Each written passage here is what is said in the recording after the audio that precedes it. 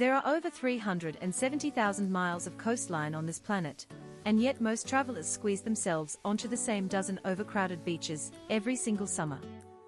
What if the most breathtaking shorelines on Earth are the ones nobody is talking about? Welcome to Travel Sphere, and today we are pulling back the curtain on the world's best hidden beach destinations. We are talking about places so remote, so pristine, and so jaw-droppingly beautiful that even seasoned travelers have never heard of them. We will cover secret coves in Southeast Asia, forgotten shores in Europe, untouched atolls in the Indian Ocean, and one destination so hidden that locals actively try to keep it off the map. Stay with us, because the last beach on this list might genuinely change how you think about travel forever. To understand why hidden beaches exist at all, you need to understand how beach tourism actually works. The global beach tourism industry generates over $600 billion annually. That money flows almost entirely toward destinations with established infrastructure, airports, hotel chains, social media visibility. What this creates is a feedback loop. Famous beaches get more investment, more press, more Instagram posts, and more visitors. Meanwhile, thousands of equally stunning coastlines remain invisible simply because no airline route points there and no influencer has ever bothered to look. Geography plays a massive role too.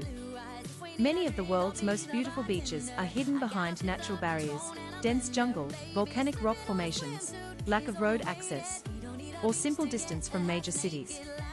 This is not an accident. These natural barriers are precisely what preserve these places in their unspoiled state. So when we talk about hidden beaches, we are really talking about places the modern tourism machine has not yet figured out how to monetize. Our first destination is Playa de Gulpayuri in northern Spain. This is not your typical beach. It is technically an inland beach, sitting more than 100 meters from the actual coastline of the Cantabrian Sea. The ocean has carved an underground tunnel through limestone rock, and seawater floods a small natural depression in a farmer's field, creating a perfect crescent of golden sand completely surrounded by green meadows. At high tide, it fills with actual ocean waves. It is about the size of a tennis court, it appears on almost no tourist maps, and it was only legally protected as a natural monument in 2001. Most people in Spain have never been there.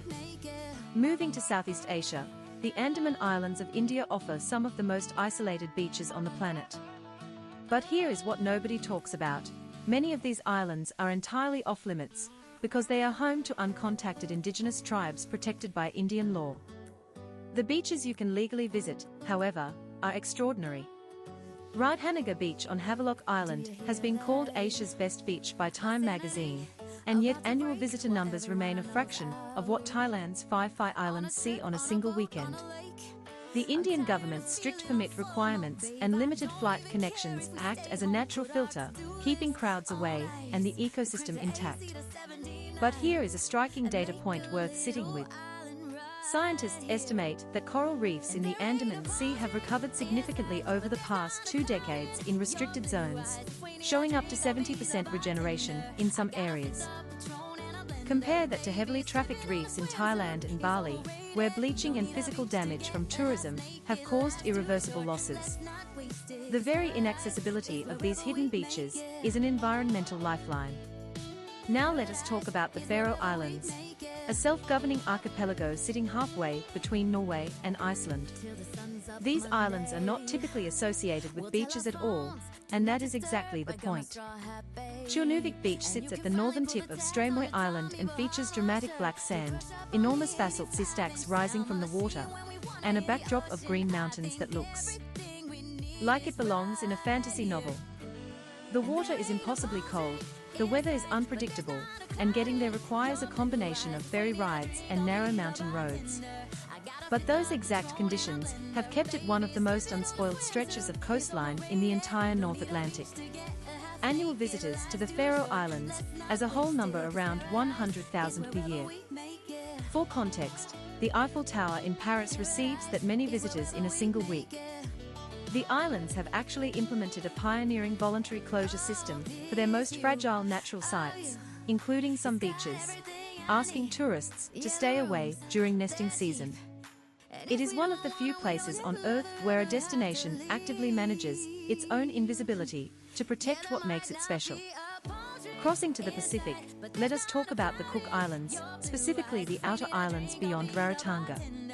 Palmerston Atoll is home to fewer than 60 people, all descended from a single English sailor named William Masters, who settled there in 1863. The beaches surrounding Palmerston are made of coral sand so white it reflects sunlight like a mirror, sitting above water so clear you can see the coral formations 30 feet below from the surface.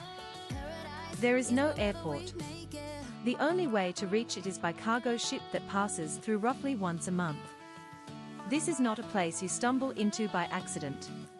It requires genuine commitment, and that commitment is rewarded with something vanishingly rare in modern travel: solitude. Rhetorical question worth asking: when was the last time you were on a beach and could not see another person in either direction? For most of us, the honest answer is never. That experience is not just aesthetically different.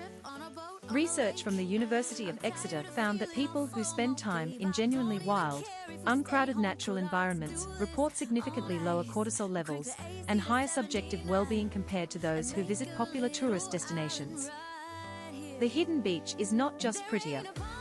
It is measurably better for you. Let us move to Mozambique, specifically the Quirimbas archipelago in the far north of the country.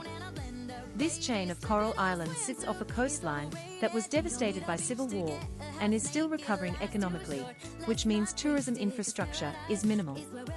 What exists instead is pristine. Ebo Island has crumbling Portuguese fortresses rising above beaches where sea turtles nest undisturbed. The snorkeling off Quilalia Island reveals reef systems that marine biologists describe as among the healthiest remaining in the Western Indian Ocean. Visitor numbers here are measured in the hundreds per year, not hundreds of thousands. Conservation organizations have partnered with local communities to create marine protected areas that actually work, because there's no mass tourism economy lobbying against restrictions. But here is what nobody talks about when we discuss hidden beaches. The act of revealing them creates a paradox. Every travel article, every YouTube video, every social media post about a hidden beach begins the slow process of making it UN hidden. Researchers call this the tourist paradox, the mechanism by which we destroy the thing we love by loving it too loudly. Responsible travel writers and video creators increasingly grapple with this. Some destinations, like Palawan in the Philippines, went from hidden gem to over-touristed nightmare within a decade of widespread media coverage. Local ecosystems collapsed, water became polluted, and the very qualities that made the place worth visiting were erased. The solution is not to simply never share information.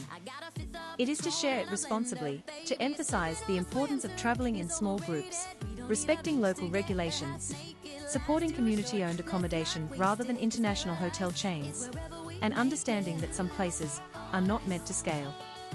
The best hidden beaches stay hidden not because of secrecy, but because the travelers who visit them choose to be thoughtful about what they share and how they engage. So what do all these places have in common? They are difficult to reach. They have minimal infrastructure.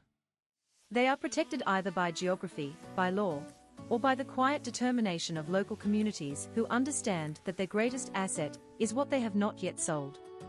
The beaches that made this list were not ranked by size or by perfect weather. They were selected because they represent what coastline looks like when human impact is genuinely low, and the contrast with the world's most famous beaches is not subtle. It is staggering. The world still has wild edges. Before you go, if you learned something valuable today, hit that like button right now. Subscribe to TravelSphere for a brand new video every single day. We will see you in the next one.